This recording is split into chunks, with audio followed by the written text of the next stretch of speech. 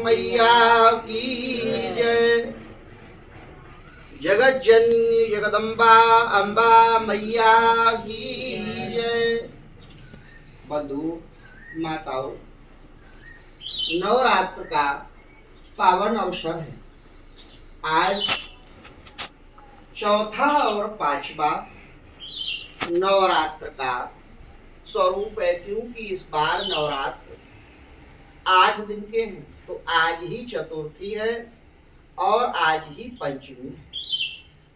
धर्म शास्त्रों में मार्कंडेय पुराण में ऐसा लिखा है, जो नवरात्र के पावन अवसर पर अपने घर में कलश की स्थापना करता है, जगत जननी जगदम्बा अम्बा मैया का कलश स्थापन करता है और उस कलश की देवी का स्वरूप मान करके जो पूजा करता है, उस व्यक्ति के जीवन में समस्त रिद्धि सिद्धि सुख और समृद्धि उसके घर में वास करने लगती है। बंधुओं, जगत जननी जगदम्बा अम्बा मैया, सारा संसार इनकी पूजा करता है। जो कार्य देवता नहीं कर सके, उस कार्य को मां जगत जननी ने अनायास ही कर दिया। बड़े बड़े राक्षसों का मां जगत जननी ने वध किया था।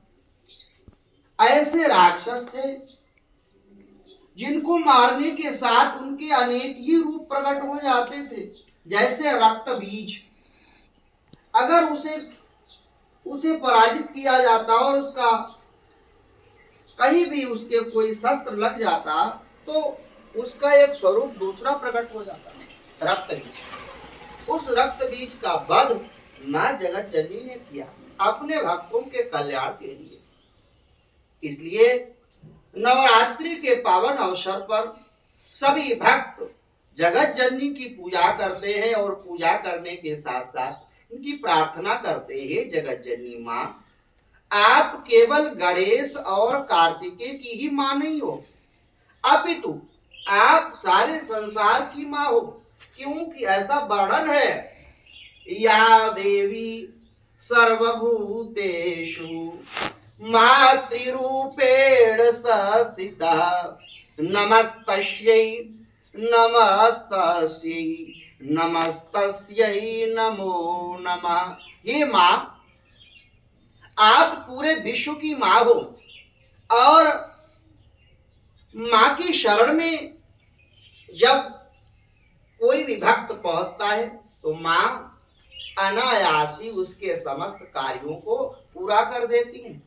आपने देखा होगा, पिता कभी भी आपसे थोड़ा सा रुष्ट हो जाए तो, लेकिन जब मां देखती है तो मां अपने बालक को गले से लगा लेती है। पिता का क्रोध, माता का लाड़ दुलार, ये सदा से चला आ रहा है। मां अपने पुत्र की सदैव रक्षा करती है और उसके हित के लिए अपनी प्राणों की बाजी तक लगा देती है वो। इसलिए कहते हैं कि पूत कपूत हो सकता है, पूत कपूत हो सकता है, लेकिन माता कुमाता नहीं हो सकती है। तो ऐसी मां की हम आप आज पूजा कर रहे हैं, घर घर में पूजा हो रही है। कुपुत्रो जायेत क्वचिदपि कुमाता न भवेत्, कभी भी कुमाता नहीं हुई है।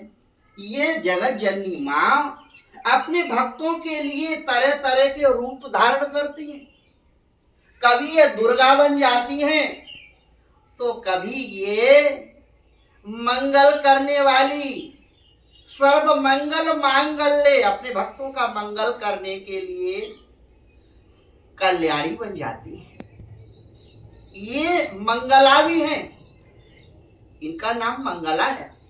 जयंती मंगला काली भद्रकाली कपालिनी दुर्गा क्षमा शिवा धात्री स्वाहा स्वधा नमोस्तुते। माता की अनेक रूप है, अनेक रूप रूपाय। हे मां, आपके अनेक रूप हैं, जिस रूप से आपको जो भजे भक्त का कल्याण कर देती है। भक्त के हृदय में जो भाव हो वह भाव आप मां समझ जाती हो और उसको वैसा ही वरदान दे देती हो। ऐसी मां आज जिनके शरण में हम आप बैठे, देवी पूजी पद कमल तुम्हारे, देवी पूजी पद कमल तुम्हारे, सुर नर मुनि सब हो ही सुखारे। कहते हैं माँ आपकी जो सेवा करता है, कोई देवता हो, चाहे सिद्ध हो, चाहे ऋषि और मुनि हो या कोई मानव हो, जो आपकी सेवा करता है उसको आप यथोचित सबको वरदान देती है माँ, सबका कल्याण करती है माँ। इसलिए माँ से कभी भी अलग नहीं हुआ जा सकता है। यद्यपि कभी कभी पिता से मतभेद हो भी जाए तो क्षम्य है, अर्थात उसे क्षमादान किया जा सकता है। लेकिन कहते हैं अगर आपने अपने जीवन में कभी भी अपनी माँ का अपमान कर दिया है, माँ का एक आंसू गिरने पे आपको बहुत बड़ा दंड मिलेगा। ईश्वरीय व्यवस्था में माँ के ऋण से कभी भी मुक्त नहीं हुआ जा सकता है। भैया जो एक एक दिन आपको उदर में रखती है, 9 महीने आपको अपने पेट में रख करके आपका पालन पोषण करती है, वो माँ है। कितनी कठिन संघर्ष में व्यतीत अपना समय वो करती है। और कैसे हमारे आपके जीवन में हमारा जन्म होता है, और जब ये हम अपने माँ का अनादर करते हैं तो भगवान को दुख होता है। तू उसी का अनादर कर रहा है जिसने तुझे तेरा पालन किया है, तेरा पोषण किया है, तेरी रक्षा की है। तेरे लिए उसने कितने कष्ट सहे हैं। भैया कहते हैं कि माता के ऋण से इस संसार में कोई भी मुक्त नहीं हो सका। माँ के ऋण को चुकता नहीं किया जा सकता है। आपने पड़ोसी का धन लिया है, उस धन को आप चुका सकते हो। भाई का धन लिया है, चुकता कर सकते हो।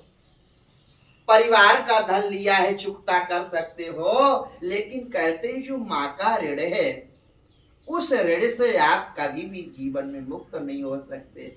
इसलिए भैया सारे संसार की जो माँ है और जो सबका कल्याण करती है, सबका मंगल करती है, उस माँ को सदैव स्मरण करना चाहिए, उसकी पूजा करनी चाहिए। ये माँ यही माँ नहीं है, आपकी जन्मदात्री वो भी माँ है।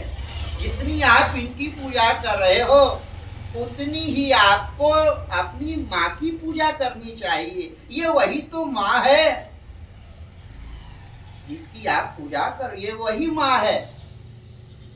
ये जगत माता है और ये मेरी जन्मदात्री माँ है। तो माँ का स्मरण करना चाहिए, माँ की पूजा करनी चाहिए, माँ से प्रार्थना करनी चाहिए और उनके चरणों में सदैव अपना माथा टेकना चाहिए। प्रेम से बोलिए देवी मैया की जय, भक्तवत्सल भगवान की जय, आज के आनंद की